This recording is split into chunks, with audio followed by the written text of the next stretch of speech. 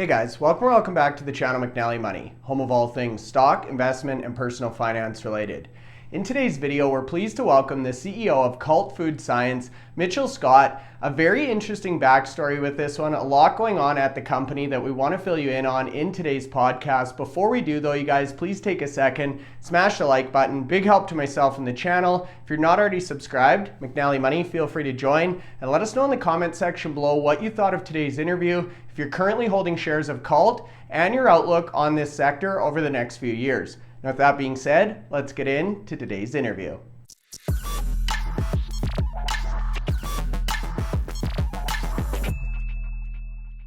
Okay, guys, so that's right. Today's video, we've got the CEO of Cult Food Science Corporation, Mitchell Scott, on the channel. Super interesting story with this one. Very unique sector. A lot to go through in today's presentation. But before we do, Mitchell, thanks so much for being here. Really appreciate the time. Yeah, thanks so much for having me. Happy to be here. Of course, you're welcome anytime. So we'll get right into it. It's your first time on the channel. We've talked about Cult Food Science prior, but I wanted to get a little bit of a background on yourself and how you started out at Cult Food. Yeah, absolutely. So based in Victoria, prior to this, I started a company called The Very Good Butchers. Took them public as a very good food company, grew sales there from 1 million to 3 million to 10 million over a couple of years, achieved a market cap of just under $1 billion. While doing that, learned a lot about operating a public company, building brands, growing sales. And yeah, I had been out of that business for a couple of years. And then close to a year ago, so last September, the team at Cult reached out to me. And I'd been, following them for a while, interested in what they were doing. And I got the chance to learn a lot more. And I was excited and jumped at the opportunity to join their team. Yeah, definitely an exciting industry to be a part of. A lot going on, and we'll talk about your portfolio, new cheese, and some of the investment opportunities down the road here. But I wanted to focus in on Cult Food Science specifically. How are those past experiences helpful now at the CEO position of Cult? Yeah, well, I think, Cult's got, a lot going on. They're publicly traded in Canada, one of only 3 companies worldwide focused on this exciting new space of cellular agriculture and lab-grown meat. So there's that part of the business. I understand what it takes to run a small cap, Canadian pubco. And then I think the other piece is with our new cheese flagship, brand and asset, which I think we'll talk about a bit later. There's a lot of parallels between growing a business, in the pet food vertical and also growing a business in consumer packaged goods. A lot of the principles apply, getting into retail doors, distributors, brokers, building a brand, increasing awareness, and really trying to aggressively grow sales and kind of carve out an audience and a customer base. Yeah, I would definitely tend to agree. A lot of synergies between the pet food and obviously human food, and then a lot of synergies between plant-based protein and then now cultured meats, which is obviously what this company focuses on. So now that we've set the stage, can we get a high-level description of what Cult Food Science is all about? I know there's a number of different aspects, revenue-generating opportunities here. What is the company's DNA?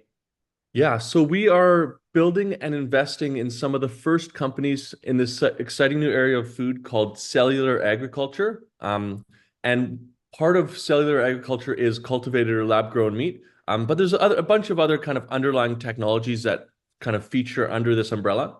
And Cult Food Science started about 4 years ago as an investment management company. So we invested in some of the most exciting companies in the space: cultivated meat, precision fermented dairy, enabling technologies, software, put together this really compelling basket of companies that have a really broad exposure to this exciting new space. Prior to us being around, VC money had been pouring into the space, but there were really very few, if any at all, public vehicles accessing this space. And now that we've got this, stable portfolio of great assets, we're looking at, what's next. And we see this really compelling opportunity in the pet food segment. So we are building we've acquired an asset there, new cheese, and are building out a revenue generating asset in this space. Gotcha. So you've got an investment portfolio diversified. I think I saw 19 companies in there, if I'm not mistaken. And I was actually surprised, Mitchell, when I went in there. I had no idea how big this industry was. You're right. There's all different sorts of businesses involved in this sector, ranging from seafood to dairy to meat to software. So quite interesting there. And then New Cheese is kind of your flagship, I would say, contender or product. Those are already available for purchase, correct? Correct. And just to quickly speak to the portfolio, like you said, it's not just cultivated meat. We've got a chocolate company in there, for example. About 85% of the world's chocolate supply is under threat because of deforestation, climate change, labor issues. So they're able to create these chocolate flavanols in a lab, and it's a better product and it's cheaper. And they've got a partnership with the largest chocolate producer in Japan.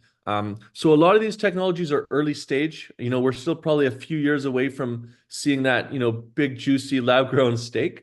But stuff like chocolate, coffee, honey, they're being commercialized now. We've got another portfolio company focused on honey, and they're in 75,000 stores in Europe. So, a lot of these technologies are coming to the forefront now. I think 5 to 10 years from now, we're going to see more and more of them continuing to commercialize their products. And really, the idea is that there's all these foods we love: meat, cheese, dairy, and they're being made in ways that are unsustainable, right? We've got this massive growing demand for meat. We don't have enough land to produce, all the meat and other animal products that we need. And we need a better solution for us, for the climate, for the animals. Yeah, it really makes sense in a lot of ways. And you think about it, you like honey, for example, right? You can get that consistency, that repeatability that maybe you're not able to get, not to mention all the benefits on the nature side and the planet side of things. So very compelling story here. Now, New Cheese specifically, I know you guys, I think, are available on Amazon, Walmart. So this one's definitely making a big entrance in the market. Why do you think people are attracted on the pet food side of things to this brand?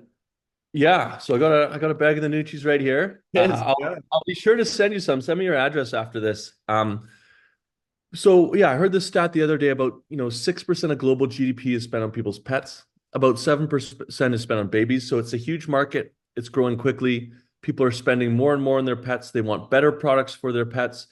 At the same time, about 30% of our meat supply ends up in pet food. And it's not, the nice cuts of meat. It's everything that's left over at the end gets kind of ground up and thrown into pet food. So New Cheese in its current format is a line of, high quality dog and cat treats that are very similar to meat in terms of taste, nutritional benefits, B12, complete amino acid profile, but there's no actual meat in them yet. So it's a cultivated nutritional yeast. We've got a couple patents pending on the process there. And yeah, 2 SKUs in the market recently relaunched: dog treats, cat treats, launching about 6 more SKUs in the next month and a half on the supplement side. And the goal here is really, let's build out this wide sales and distribution funnel, third-party marketplaces like Amazon, Walmart, our own online website, get into traditional pet stores. And then the next phase is, let's start putting actual cultivated or lab-grown meat into the New Cheese product itself. And that's what we're actively working on. We're in the middle of this FDA process for that. And for us, that's super exciting, because we really feel that we need to commercialize more products in this space. We need to take it from the lab and get it on the grocery store shelf.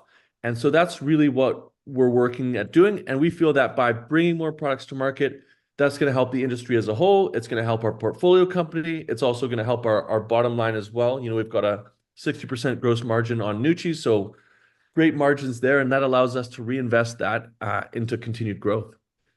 Sure. Yeah, it makes a lot of sense. So I want to talk about the first mover advantage here, because on both sides of the house, whether you're talking about your investment portfolio, as you alluded to, there really aren't a lot of publicly traded options if people want exposure to this industry. So you've got first mover advantage there. You've also got first mover advantage with New Cheese. You talk about the FDA approval, the IP portfolio, patents. So can you talk to us about how that positions your company overall in the next few years here? Yeah, absolutely. And a couple areas. So yeah, on the public company side, I think that's huge. There's a massive kind of scarcity. So we're the only publicly traded company in Canada focused on the space, one of 3 worldwide.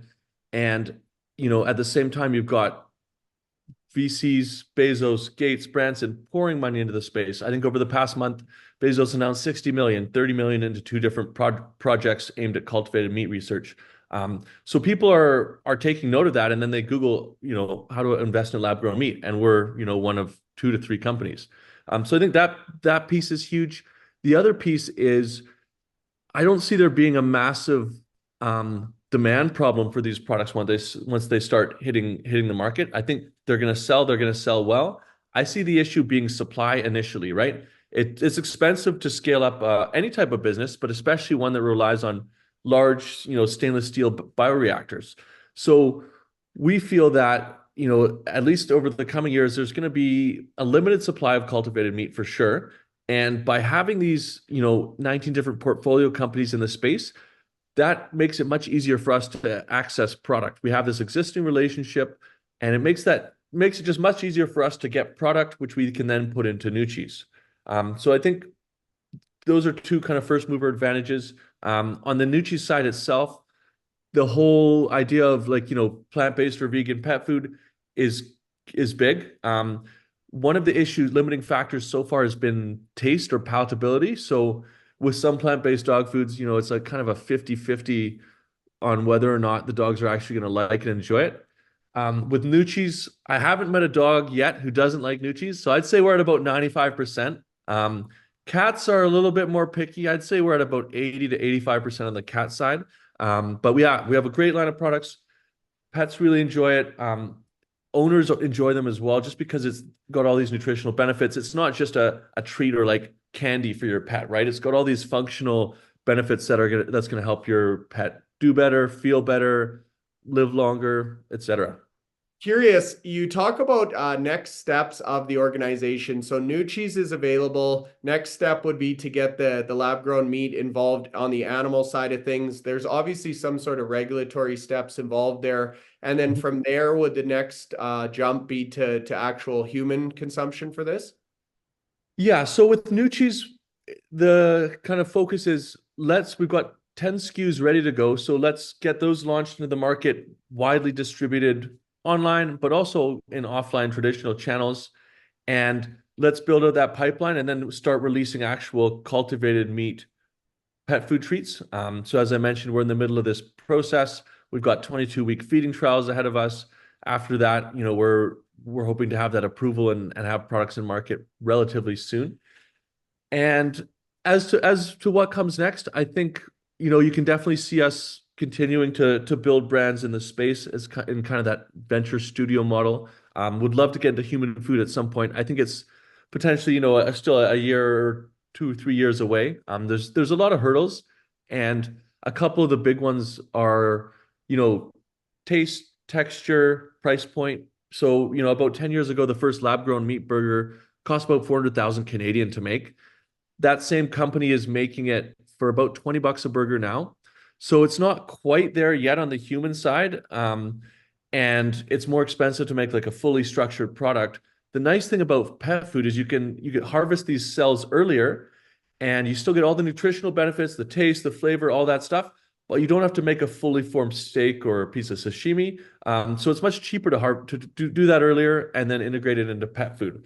So we'll be launching these cultivated meat, dog and cat treats, and they'll be profitable from day one. So for us, that's huge. We've got to, prove out the technology, launch these first products in the space, but they also have to, make sense from an economic standpoint. Otherwise, it's just kind of an expensive science project. Yeah, exactly. Now, there's obviously a psychological step with this as well. You need to get the Yeah. public's buy-in, but talking through it, there's just so many benefits to this type of an opportunity. As you say, everyone wants access to this type of diet worldwide, but it's just not physically possible with the natural resources, the land, the water. So I definitely think there's merit here. Now, in closing, we've talked about quite a few different aspects of this business. Are there any upcoming catalysts or additional points that you want viewers to be aware of? Yeah, and I think maybe we'll just touch on your previous point, just about the kind of perceived psychological barrier. Sure. I think people are definitely more open to feeding these products to their pets because they know that if they're giving their pets meat, it's not the best cuts currently. why not try a cultivated or lab-grown meat? There's also that animal lovers paradox. So why love your animal and feed it another one? Um, and I think it's just going to take time for people to become more aware and open to the concept of cultivated meat.